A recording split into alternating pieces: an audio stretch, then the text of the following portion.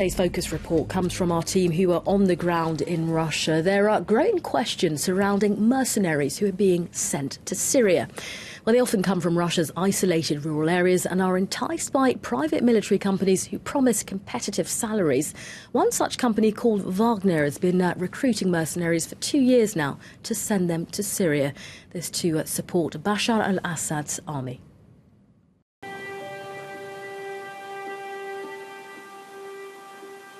It's 8 in the morning. At the fish-smoking factory in Kadrovoye, the guard, Faina Mikhailovna, has just finished a 24-hour shift.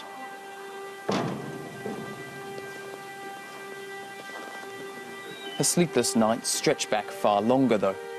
For 2 weeks now, she's had no idea what's happened to her son. The last time I heard from him was on the 5th of February. He said everything's fine. But on the 8th, I came back from work early in the morning, just like today, and they told me he was dead. Since then, nothing. We wait and wait, but nobody calls.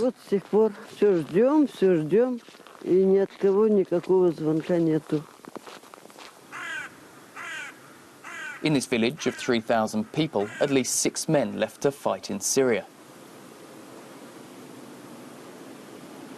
Here, they knew only unemployment, misery and alcohol. Over there, they were promised riches far beyond their local salaries. My son never would have left if he'd made a good living. But there's no work here. The US Army bombed Syrian troops and the Russian mercenaries supporting them on the 7th of February. The families at Kadrovoye haven't been told anything since the attack.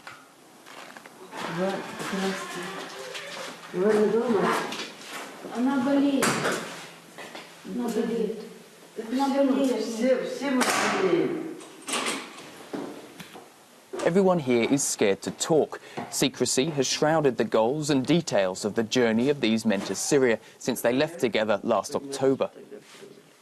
This neighbour's son-in-law was also among them. I didn't think he'd gone to fight. I thought he went to help people. Yes, that's what we thought as well. That's what they show us on TV, that our soldiers serve out soup and distribute humanitarian aid.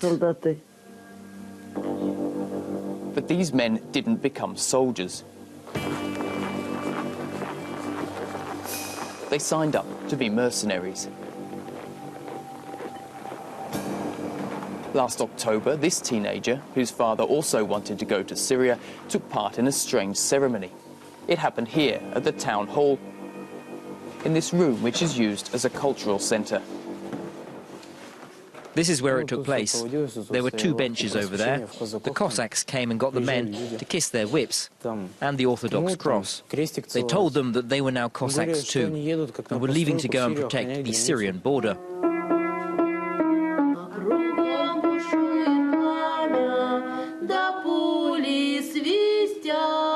This singing teacher, who's head of the cultural centre, also saw the ritual take place. The Cossacks came and made our guys part of their ranks.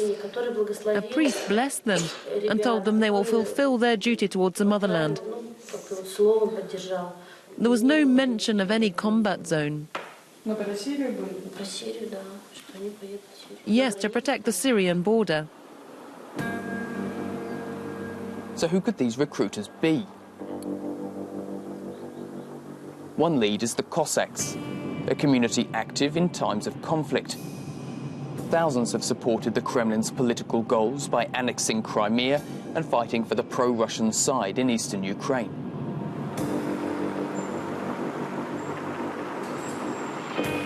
Russia acts as a support base for these fighters active in the ongoing Ukrainian conflict. In Ekaterinburg, the regional capital, we met with the chief Cossack of one of these paramilitary organisations. Under condition of anonymity, he agreed to speak to us exclusively about Russia's biggest military secret, Wagner, the private military company that sends mercenaries to Syria. People sign contracts which say they won't tell anyone anything. They don't receive their salaries if news gets out, and that's why everyone keeps quiet. The Russian Foreign Ministry recognized the death of 5 Russian civilians after the assault in Syria on February the 7th. But our source was given other information directly from Wagner. 218 dead. That's the latest number we have.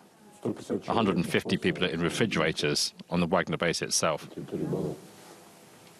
You say the base. Where is that? Molkino, there's a training camp there. When will they give the bodies back to the families? Certainly after the March the 18th presidential elections, and even then in stages, not all at once. There will be small deliveries. That's if they do give them back, of course. Why so much secrecy? Russia's openly carrying out both air and sea operations in Syria. Because it's about commercial interests more than anything else. What's the main goal of a private military company? It's to make money, and then to defend the interests of a state when the state can't use its regular army. If you've signed up to be part of a private military company, you've sold your life to them. It does whatever it wants with you.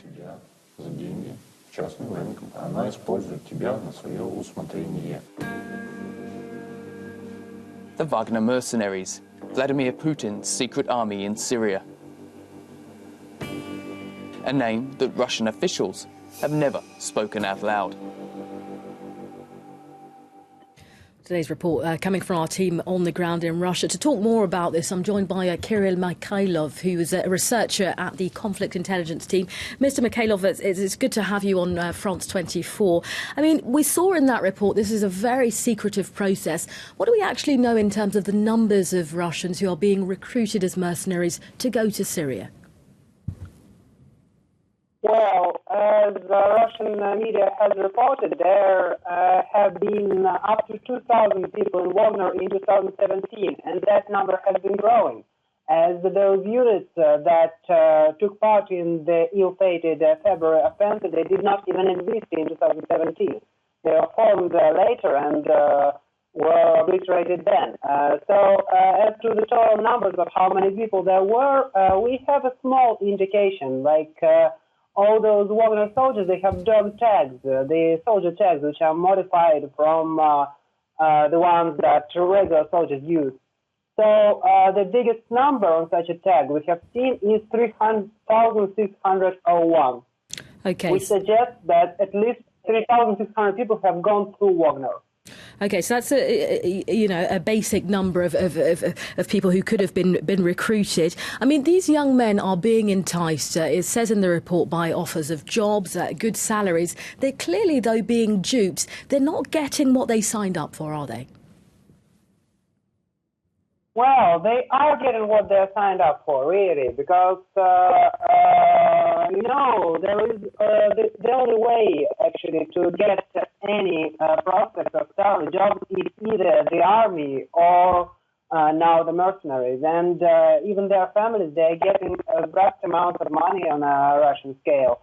So think like that would be about 100,000 euros or even more than that, and that's enough to support a family for some time. So, of course, they are probably, there must be some discouragement from what happened and became public, but they will still have recruits. There are many men that have fought in different conflicts and can't really adapt to civilian life. So before they head off to Syria, you're saying that they do actually have an idea that that's what they're going to do, be mercenaries for the Syrian army?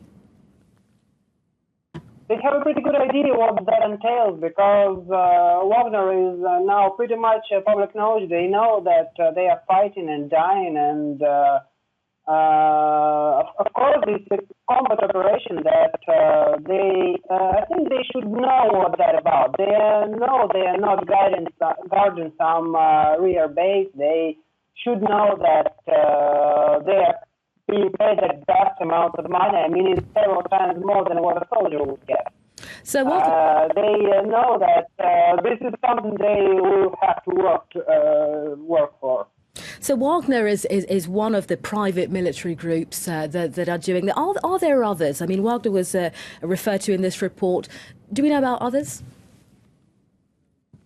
You know, it's an interesting story. Like, there have been lots of reports of different military groups that are supposedly in Syria, but so far we have only confirmation of Wagner.